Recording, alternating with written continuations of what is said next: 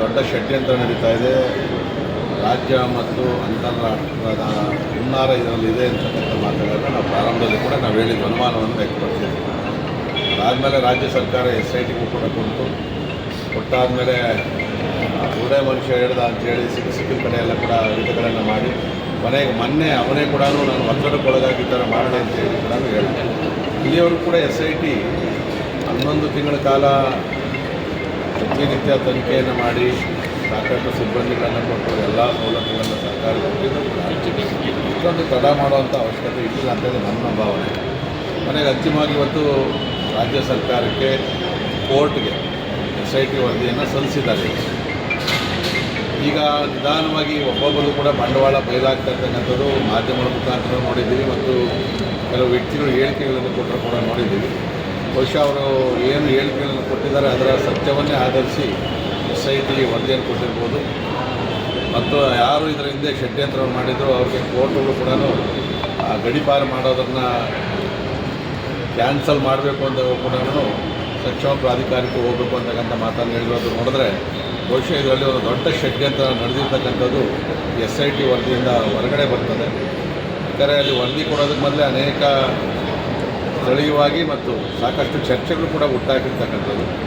ಯಾರೋ ಸಮೀರ್ ಅಂತವರು ಬೇರೆ ಅಂಥವರು ಕೂಡ ಮತ್ತು ಒಬ್ಬ ಮಹಿಳೆ ನನ್ನ ಮಗಳೇ ಇಲ್ಲ ಅಂಥೇಳಿ ಸಾಕು ಮಗಳಿಲ್ಲ ಅಂಥೇಳಿ ಕೊನೆಗೆ ಅದು ಉಲ್ಟಾ ಹೊಡೆದಿರ್ತಕ್ಕಂಥದ್ದು.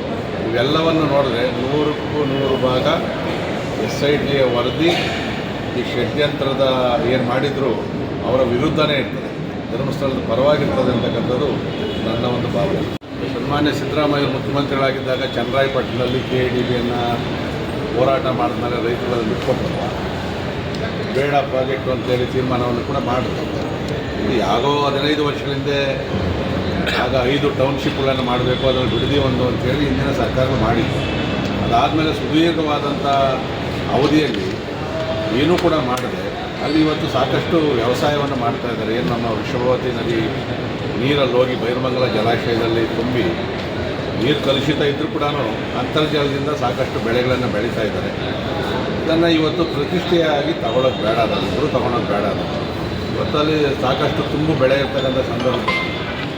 ನಿನ್ನೆ ಮುಖ್ಯಮಂತ್ರಿಗಳೊಂದು ಮಾತನ್ನು ಹೇಳಿದ್ದಾರೆ, ಬಲವಂತವಾಗಿ ನಾವು ತೊಗೊಳೋದಿಲ್ಲ, ಯಾರು ಬೇಕೋ ವ್ಯವಸಾಯ ಅವ್ರು ಮಾಡ್ಕೊಂಡು ಕೊಡೋರು ಕೊಡಲಿ ಅಂತಕ್ಕಂಥ ಮಾತನ್ನು ಹೇಳಿದ್ದಾರೆ. ಆ ಥರ ಆದರೂ ಕೂಡ ಪ್ರಾಜೆಕ್ಟ್ ಆಗಲ್ಲ. ಯಾಕಂದರೆ ಮಧ್ಯದಲ್ಲಿ ಕೆಲವು ಕೊಡ್ತಾರೆ, ಕೆಲವು ಕೊಡೋದಿಲ್ಲ. ಅದು ಪ್ರಾಜೆಕ್ಟ್ ಸೂಕ್ತ ಅಲ್ಲ. ಇದರಲ್ಲಿ ಪರ ವಿರೋಧ ಅನ್ನೋದಕ್ಕಿಂತ ಕೂಡ ಬೇರೆ ಕೆಲವು ಬರಡು ಭೂಮಿಗಳು ಸಾಕಷ್ಟು ಐತೆ. ಬೆಂಗಳೂರು ಸುತ್ತಮುತ್ತಲು ವ್ಯವಸಾಯಕ್ಕೆ ಯೋಗ್ಯ ಇಲ್ಲದೆ ಇರ್ತಕ್ಕಂಥ ಜಾಗ ಕೂಡ ಇದೆ. ಅಲ್ಲಿ ರೈತರ ಮನವೊಲಿಸಿ ಆ ಕಡೆ ಮಾಡ್ತಕ್ಕಂಥದ್ದು ಸೂಕ್ತ. ಈಗ ಡಾಬಸ್ಪೇಟೆಯಿಂದ ದೊಡ್ಡಬಳ್ಳಾಪುರದಿಂದ ಹಿಡಿದು ದೇವನಹಳ್ಳಿವರೆಗೂ ಇಂಡಸ್ಟ್ರಿಗಳಿಗೆ 1000 ಎಕರೆ ಜಾಗವನ್ನು ವಿರೋಧದ ಮಧ್ಯದಲ್ಲೂ ಕೂಡ ನೀವು ತಗೊಳ್ತಾ ಇದ್ದೀವಿ.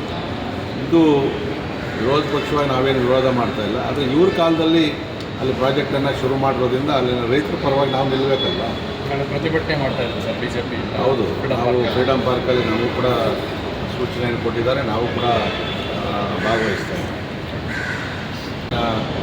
ಸಂಸದರು ಮತ್ತು ಮಹಾರಾಜರು ಕೂಡ ಹೇಳಿದರೆ ಈಗಿನ ಸಂಪ್ರದಾಯ ಇದೆಯೋ ಅದನ್ನು ಪಾಲಿಸಬೇಕು ಅಂತಕ್ಕಂಥದ್ದು ಅವರ ಒಂದು ಇದು.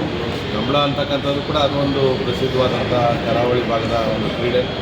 ನಾವು ಕೂಡ ಬೆಂಗಳೂರಲ್ಲೂ ಕೂಡ ನಾವು ನೋಡಿದ್ವಿ, ಮಂಗಳೂರಲ್ಲೂ ಕೂಡ ನಾವು ಭಾಗವಹಿಸಿರೋದು. ಇದು ದೊಡ್ಡ ಹಂತದಲ್ಲಿ ತೀರ್ಮಾನ ತೊಗೊಬೇಕಾಗ್ತದೆ. ಇದು ಭಾಳಷ್ಟು ವಾದ ವಿವಾದಗಳಿಗೆ ಆಸ್ಪದ ಕೊಡಬಾರ್ದು. ಅದನ್ನು ಸನ್ಮಾನ್ಯ ಮುಖ್ಯಮಂತ್ರಿಗಳು ಮತ್ತು ದಸರಾ ಆಚರಣಾ ಸಮಿತಿ ಕಮಿಟಿನವರು ಮತ್ತು ಮಹಾರಾಜರ ಜೊತೆಲಿ ಕೂತ್ಕೊಂಡು ಅದನ್ನು ಬಗೆಹರಿಸ್ಕೊಬೇಕು ಅಂತಕ್ಕಂಥದ್ದು.